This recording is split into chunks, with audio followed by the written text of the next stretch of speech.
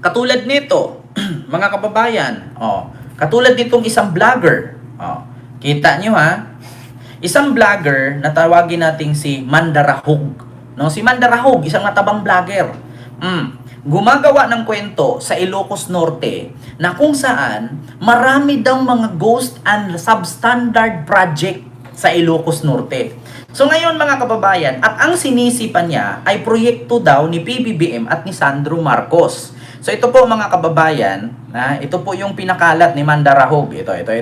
Pinag-check ng isang flood control project. Ang sabi, matagal na raw at pinabayaan. Ito. Pinag-check ng isang flood control project. Ang sabi, matagal na raw at pinabayaan lang.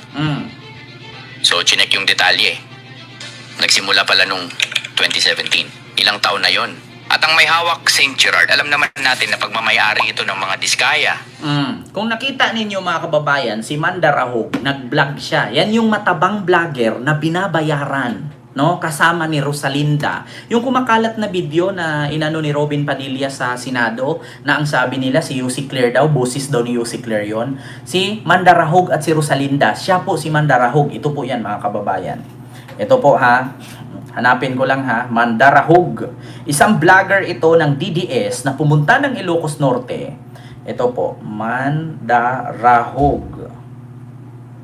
Ayan, Ilocos. Ayan na, mga kababayan, ito po. Nandito tayo ngayon sa Barangay Gabo. Ayan. Lawag, Ilocos Norte.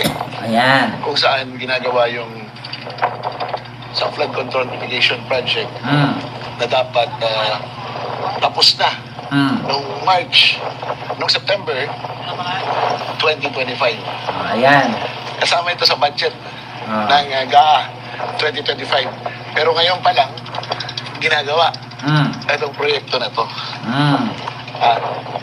So, malapit lang din ito sa DPWH Regional Office.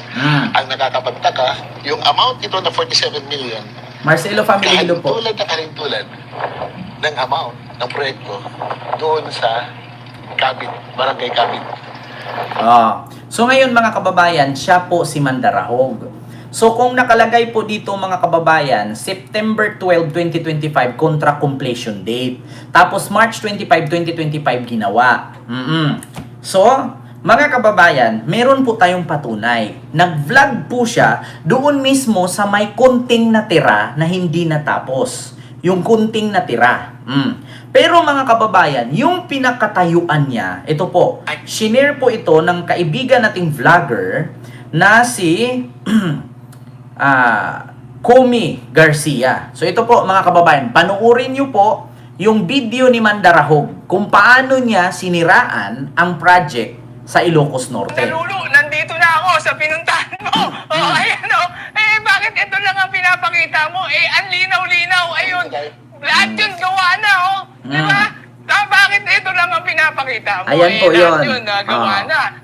Guys, nakikita nyo yun? Ayun, di ba? Yun yung pinanggalingan natin. Tingnan nyo gaano kalayo yan, guys. Ang layo niya, Tapos sa likod ko, ayun, kita nyo gaano kalayo? Ang haba niyan, pero ang pinapakita lang ni Tabachoy, di ba?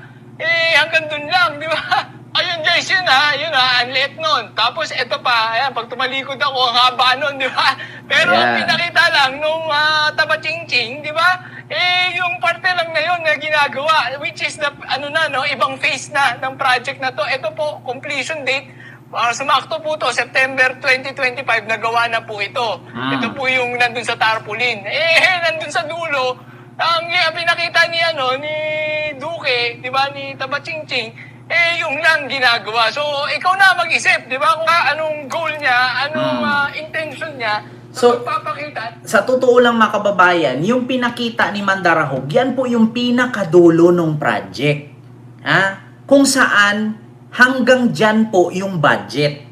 Yung dulo, pinakadulo po yan, panghuli. So ngayon, yung pinakadulo niyan, babadgetan na naman ulit yan. Kasi hanggang dyan lang kasi ang tatapusin. Kasi dyan lang ang aabot ang budget. So ngayon mga kababayan, sabi niya, bakit daw may ganitong proyekto, hindi natapos, hindi gawa? Paano ba yan matatapos kung hanggang dyan lang yung project, hanggang dyan lang ang pinakadulo at kahuli na gagawin? Kasi the rest, may mga bahay kasi yan sa harap, hindi mo kasi siya pwedeng bakbakin dyan. Di ba? Hindi mo siya pwedeng tabunan. Kasi may mga bahay pa yan, i-concern at aayusin pa yung mga drainage na mga bahay dyan. Oo, so ito po mga kababayan, pakinggan nyo. Oh, pinakadulo po yan. Ilocos Oh, Norte. ayan oh, may mga bahay sa harap. Saan ginagawa yung sa flood control mitigation Completed na po yan. project na dapat tapos na noong March, noong September 2025. Kasama ito sa budget. Oh. ng, Kita nyo may mga bahay sa harap. Kung idiretso mong simento yan, saan mo palabasin yung mga tubig niyan? Yung mga ginagamit nila araw-araw. Eh di mapuno yan sila dyan sa taas. Kaya kailangan yung mga drainage niyan, hanggang dyan po sa dulo ng bahay na yan, yung project. So under rest niyan, papunta doon sa harapan niya, sa likod ng nagkakamera, tapos na po lahat yan. 'Di ba? Ganyan po sila, mga kababayan. Ganyan po sila manira kay PBBM. 'Di ba? Ayan, nabisto na naman. Ayan po si Mandarahog. At ito, pakinggan nyo po kung paano po sila binayaran. Napapakita ng ginagawa. Pero itong tapos na parte, ito ang hindi niya pinakita. Ayan o, ang lalim niya no. Alam Tapos niyo na ba yun kung eh. ilang meters po ang nilagay doon na 12 meters daw po yan, palalim. So, napakatibay po nito. No? Pero, Tapos na yan eh. Kung hindi magigiba, di ba? Kasi ito yung pag ganyan, no, nililihis nila yung usapan, puro fake news lang. Di ba? Tapos na yung project na yan. Yung pinakadulo niyan, may mga bahay. So yung budget kasi at yung haba kasi ng project na yan, may limit po. Hindi po porkit makita mo dalampasigan ay lahat dyan lagyan mo ng seawall or seawall. So hindi po lahat ng seawall dyan lalagyan mo kasi yung harap niyan, mga private property yan. Yung mga bahay dyan, hindi po mapayag na lagyan ng seawall kasi may mga resort yan eh. Yung ito mga kababayan, yung likod ni Mandarahog, ayan, yung dulo na yan, yung harap ng dulo na yan, yung likod na yan, may mga resort yan, may mga nagmamay-ari, mga private property yan. So yung iba dyan, hindi po mapayag na lagyan yan ng seawall, kasi bakit mga kababayan? Resort yan eh.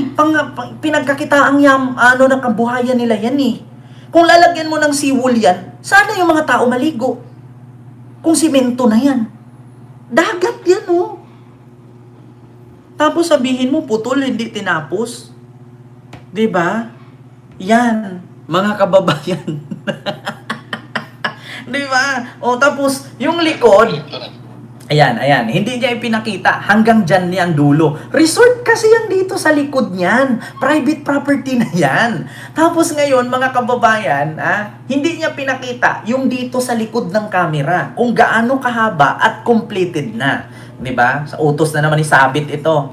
Ito Lit nun. Tapos ito pa, ayan, pag ayan o. ako, ang haba nun, di ba? Ayan, Pero ang tapos na yan, pinakita no? lang nung taba-ching-ching, di ba?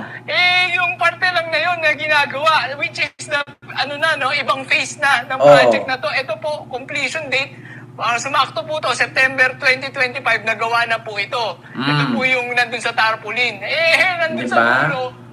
Mga kababayan, sa mga hindi nakakaalam, ito po ay si Comy RG Garcia, no? Isang vlogger din, mga kababayan, no? Suportahan din po natin si Comy. Comy RG Garcia. Ayan. So, suportahan po natin. Kaya sa totoo lang mga kababayan, ganyan po sila gumawa ng issue para masira lang si Pangulong Bongbong Marcos at si Sandro. Tapos meron pang isa, mga kababayan. Ito yung isa dyan.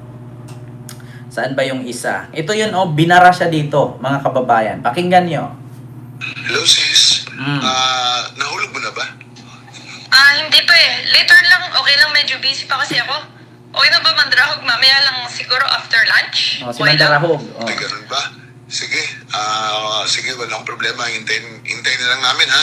Kasi kinukulit na ako ni Rosalinda at ni taga-Bukid eh. Okay lang, sabihin mo lang sila, medyo busy lang kasi ako ngayon, ha? Alam mo naman, hindi lang naman yan trabaho ko. Meron pa akong tinatrabahong iba. Sige.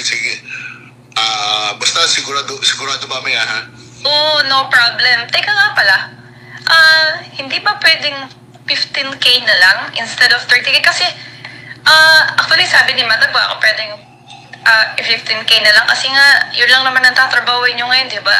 Itong sa gold lang na ibinenta, yun lang naman ang sisirain nyo.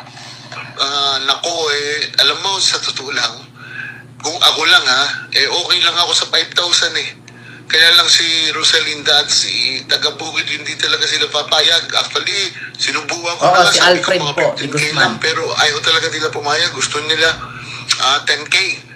Siyempre, kung sila may tig 10K, tapos ako 5K lang, unfair naman yun. So, 30 mo na lang.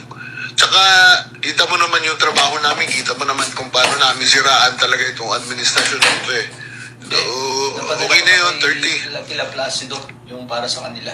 Thank you, Be. O sige, 30K. Later lang ha.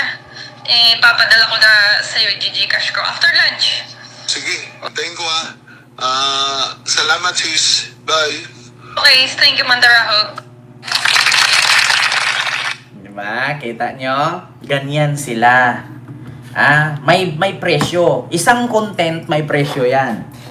Halimbawa, birahin mo to, yung about sa ginto na binenta ni PBBM, yung nakadeposit sa Bangko Sentral.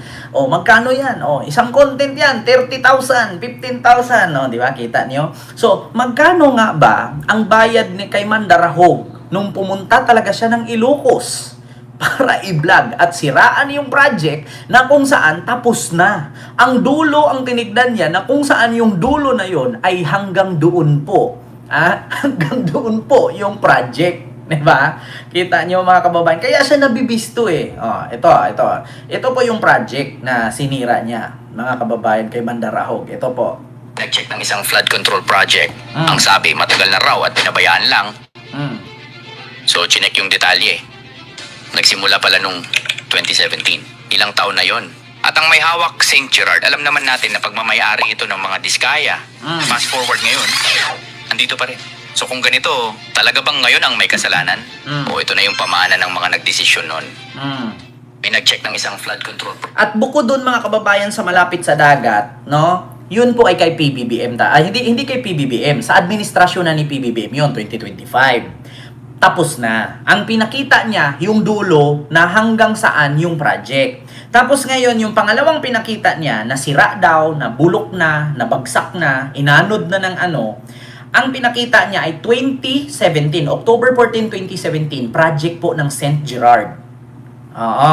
So ngayon po mga kababayan. Project. Ang sabi, matagal na raw at pinabayaan lang. So, chinek yung detalye. Nagsimula pala nung 2017. Ilang taon na yon. At ang may hawak, St. Gerard, alam naman natin na pagmamayari ito ng mga diskaya. Fast forward ngayon, andito pa rin. So kung ganito, talaga bang ngayon ang may kasalanan? O ito na yung pamana ng mga nagdesisyon nun? May nag-check Diba? ng isang flood control project. Kita ninyo? Tapos sasabi ninyo kay PBBM, samantalang 2017 pa naman yung nakalagay sa tarpaulin. 'Di ba? Yan ang mahirap kasi sa inyo. Tandaan ninyo mga DDS vlogger. Hindi lang kayo ang may cellphone. Okay lang sana kung nag-content kayo dyan, tapos tanggalin yung tarpaulin, itago ninyo, itapon nyo sa dagat or sa ilog para anodin. 'Di ba? Content kayo dyan, tapos pupuntahan ng ibang vlogger yung kinontentan nyo, tapos titignan yung tarpaulin, nakalagay 2017, tapos sa vlog mo, sabi mo kay PBBM 2025. Nga ngayon. 'Di ba? Pulong skiyot man, hello po. So yun po ang mali nila, mga kababayan. Ayan, fake news pa. Ma'am Dina Sugimoto, hello po. Ayan, fake news pa ng fake news. Ma'am Isabelita. Ayan, dapat yung mga gumagawa ng fake news, wag nang bigyan ng chance na mag-vlog kung fake din lang din naman ang ginagawa. Loko talaga mga DDS, mga sinungaling. Totoo yan, Ma'am Mahira Lopez.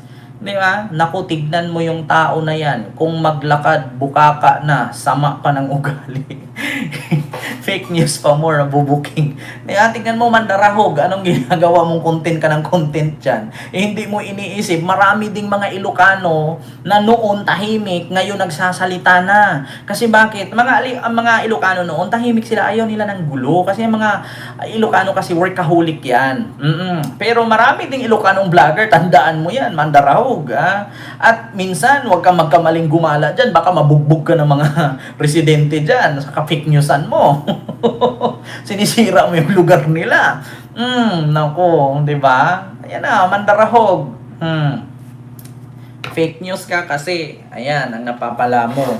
'Di ba? Para kang si Jason sa at saka si Bobby Tiglao. Post kayo ng post ng mga faking medical record ni PBBM. Mismo St. Luke's na ang nagsabi na hindi sa kanila galing 'yun at saka alam nila na kapag ka-record ng presidente or anumang opisyal ng bansa ay bawal ilabas 'yun kasi confidential 'yan. 'Di ba? Naku, tapos maglalabas kayo ng ganyang issue. Hindi ba kayo nag-iisip? Mga confidential 'yan? Record. Medical record ng presidente yan. Hindi mo basta-bastang ilabas yan. Hintayin mo na ang mismong president or bulletin ng Malacanang ang maglabas dyan or ang tagapagsalita ng Malacanang. Tapos magugulat yun na uuna kayo. Kaya ngayon, tignan nyo. Okay lang sana kung nauna kayo, kung tama. Nauna kayo, fake news. Peke. Anong kahinatnan ninyo ngayon? Kulong kayo. Naku po. Ayan, ito Tignan natin na. Ayan. Medical record ni PBBM. Fake NBI. Ito na. I'm sorry, yung kumalat lang po kahapon na fake medical document supposedly detailing the president's condition is our law enforcement agencies going to take action, investigate where it came from, who's behind it. Dapat lang tingnan ito dahil hindi na po biro ang biruin ang kondisyon, kalusugan ng Pangulong. Kaya po ang NBI, alam po natin na mabilis umaksyon ng NBI para maimbestigahan kung sino po ang nasa likod dito. Thank you. Okay. Diba?